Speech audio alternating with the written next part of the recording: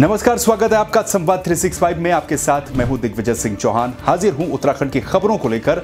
आइए नजर डालते हैं उत्तराखंड में क्या कुछ खास चल रहा है, क्या कुछ उत्तराखंड की खबरें हैं। धर्मनगरी हरिद्वार में भी कई सामाजिक संस्थाएं लोगों की मदद कर रही हैं। जरूरतमंदों को भोजन उपलब्ध करवाने में कश्यप दल के कार्यकर्ताओं ने भी पिछले 1 अप्रैल से लगभग 1200 लोगों को भोजन करवाया है। अध्यक्ष ने बताया कि हम ये कार्य सभी सामाजिक लोगों को साथ में लेकर कर रहे हैं, जिससे कोई भी भूखा न सोए। मेरा नाम सर देवराज कश्यप है और एक हमारा संगठन है कश्यप दल फाउंडेशन, मैं उसका एक अध्यक्ष हूँ और उसी के तत्वावधान में सर भोजन सेवा की व्यवस्था कर रखी है। हमारी रसोई लगभग 1 तारीख से लगभग लगातार चल रही है। आज 16 दिन हो गए लगातार चलते हुए इसको। कोरोना लॉकडाउन के बीच गंगोत्री धाम के रावल हरिद्वार पहुंचे, जहां पर उनका निरंजनी अखाड़े के महंत रविंद्रपुरी महाराज ने स्वागत किया। गंगोत्री धाम के रावल शिव नारायण रावल ने बताया कि इस बार गंगोत्री धाम के कपाट अक्षय तृतीया पर 26 अप्रैल को पूरे विधि विधान के साथ खोले जाएंगे, लेकिन पूजा के दौरान सोशल डिस्टेंसिंग रहेगी। उन्होंने बताया कि 25 अप्रैल को गंगा डोली की यात्रा आरंभ होगी, साथ ही ये भैरव घाटी में रात्रि विश्राम करेगी, जिसके बाद 26 अप्रैल को गंगोत्री धाम पहुंचेगी। साथ ही उन्होंने ये बताया कि लॉकडाउन के चलते गंगा सप्तमी के पर्व को धूमधाम से नहीं बल्कि सरकार द्वारा जारी दिशा निर्देशों के अनुसार मनाया जाएगा। युगों परंपरा है कि 6 माह के कपाट बंद हो जाते हैं और पुनः 6 माह बाद खुलते हैं, जो कि इस बार अक्षय तृतीया 26 अप्रैल को है और उसी परंपरा के अनुसार उसी जो समय लग्नानुसार ही कपाट खोले जाएंगे। श्रद्धालुओं के लिए केंद्र सरकार जैसे अनुमति करेगी, जैसे स्थिति देखेगी, उसी के बाद श्रद्धालु दर्शन कर पाएंगे। बागेश्वर की कपकोट कोतवाली में तैनात एक सिपाही और एक एसआई को एसपी ने मारपीट के मामले में निलंबित कर दिया। वहीं कोतवाल को भी इस मामले में कपकोट कोतवाली से हटाकर बागेश्वर डीसीआर में अटैच कर दिया। जांच में उन्हें कई महत्वपूर्ण सुराग मिले थे। एसपी ने सख्त लहजे में कहा कि किसी को भी खाकी का दुरुपयोग करने की इजाजत नहीं दी जाएगी। एसपी रजता जुयाल ने बताया कि इस वक्त लॉकडाउन के चलते लोग परेशान हैं। पूरे देश की पुलिस लोगों की मदद कर रही है। कपकोट थाने की पुलिस मारपीट पर उतारू है। ऐसे पुलिस कर्मियों को कतई सहन नहीं किया जाएगा। आपको बता दें कि 3 दिन पहले कपकोट थाने में तैनात सिपाही पवन कुमार ने कपकोट के ही दुकानदार राजेंद्र प्रसाद के साथ शराब पीकर मारपीट की थी। 13 तारीख की रात को 10:30 बजे करीब मेरे पास राजेंद्र प्रसाद जी का फोन आया और वो काफ़ी पैनिक में थे। वहाँ पे महिलाओं की और आदमियों की चीखने की आवाज़ आ रही थी। उन्होंने ये बताया कि पवन कुमार नामक एक कांस्टेबल वहाँ पर शराब पी के उनके घर में घुसकर उनके साथ मारपीट कर रहा है, उनकी माता के साथ, भाई के साथ, उन सबके साथ मारपीट कर रहा है। शाम को रात को 9 बजे हमारे साथ घटना घटी थी।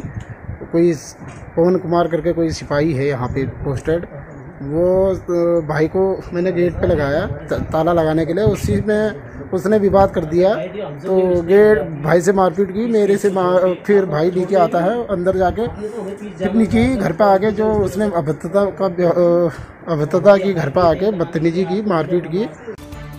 चमोली के नंदप्रयाग में नगर पंचायत की अध्यक्षा डॉक्टर हिमानी वैष्णव ने अपने नगर क्षेत्र के कोरोना फाइटरों को सुरक्षा कवच प्रदान कर जिले में एक अनोखी पहल की है।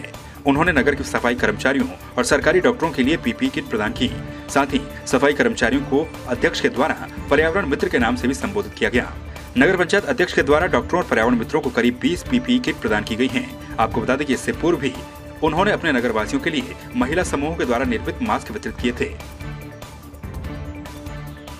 देखिए, इस आपदा की घड़ी में कोरोना वायरस जो ये बीमारी आई हुई है, इसमें सबसे ज्यादा जरूरी है कि हम लोगों को सावधानी बरतना और सतर्कता रखना। तो इसके लिए मुझे लगा कि सबसे ज्यादा अगर जरूरत है तो वह है पर्यावरण मित्रों को, डॉक्टर्स को और पुलिस वालों को। बहुत अच्छी पहल अध्यक्ष महोदय की। ये देखो जैसे लॉकडाउन चल रहा है, सब लोग घरों में है और हम बाहर नगर की स्वच्छता कर रहे हैं, तो जैसे जगह जगह जाना पड़ता है, कहीं हम इन्फेक्टेड ना हो जाए, कोई पता नहीं किस कचरे में क्या वायरस है क्या नहीं है, हम कहाँ बैठ रहे हैं, कहाँ हम पे इन्फेक्टेड ना हो जाए, इस वजह से ये किट दी गई है।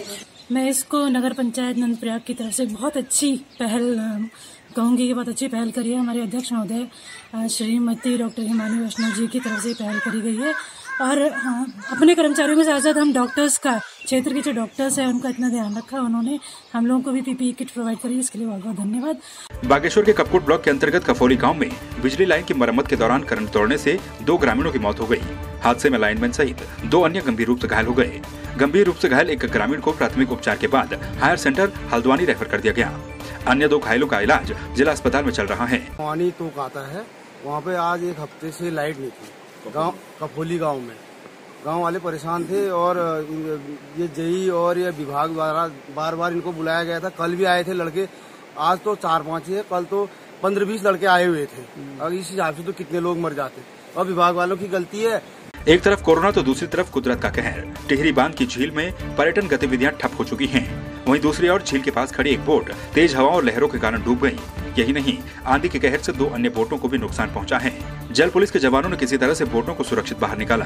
बोट संचालकों ने टाडा और जिला प्रशासन को ज्ञापन भेजकर वहां तैनात बोटों की सुरक्षा के उपाय दुरुस्त करने की मांग भी की है। तूफान आने से यहाँ पे काफी नुकसान हुआ है। वो तो शुक्र करो भगवान का कि यहाँ पे जो लोकल कोटी के लोग और एक जल पुलिस थे, उन्होंने ये चीज देख ली और बहुत बड़ी अनहोनी से एक बोट तो पूरी पानी के अंदर जा ही चुकी थी, पर वो ऊपर कुछ देर, क्योंकि पानी में बोट डूब भी जाती है तो पानी में रहती है, तो इस वजह से कुछ लोगों ने देख लिया और कुछ जवानों ने भी देख लिया और तब जाके उस बोट का रेस्क्यू कर दिया गया। टिहरी में राशन न होने की वजह से पिछले 4 दिनों से बलिया उत्तर प्रदेश के 35 श्रमिक एक समय का ही भोजन कर पा रहे थे। 4 दिनों से इन श्रमिकों की हालत बेहद खराब हो गई थी। सूचना मिलने पर गुरुवार को बीजेपी के जिलाध्यक्ष विनोद रतूड़ी अपनी टीम के साथ पिपली गांव पहुंचे और श्रमिकों को राशन वितरित किया। इस दौरान प्रशासन की टीम ने भी वहां राशन वितरित किया। नई टिहरी में बीजेपी कार्यकर्ता जरूरतमंद लोगों को राशन देने के साथ ही उनकी काउंसलिंग भी कर रहे हैं। लॉकडाउन से दिक्कत ये रही साहब, 21 तारीख से हम बैठे हुए हैं। राशन पानी मिल ही नहीं रहा है। तो राशन पानी मिल ही नहीं रहा है। जो हम पैसा था वो खा गए। अब हमको यही परेशानी है कि मतलब या तो प्रशासन हमको भेज दे। हम लोगों ने भारतीय जनता पार्टी जनपद टिहरी ने सभी अपने 23 मंडलों में और 6 विधानसभाओं में अभी तक मोदी किट बांटे हैं, जो कि आज के मिलाकर के हम 1942 मोदी किट अभी तक बांट चुके हैं। तो आपने देखा उत्तराखंड में क्या कुछ खास चल रहा है, क्या कुछ उत्तराखंड की खबरें रही। एक बार फिर से आपके सामने हाजिर होंगे उत्तराखंड की कुछ और खबरों के साथ। तब तक के लिए आप बने रहिए संवाद 365 के साथ। नमस्कार।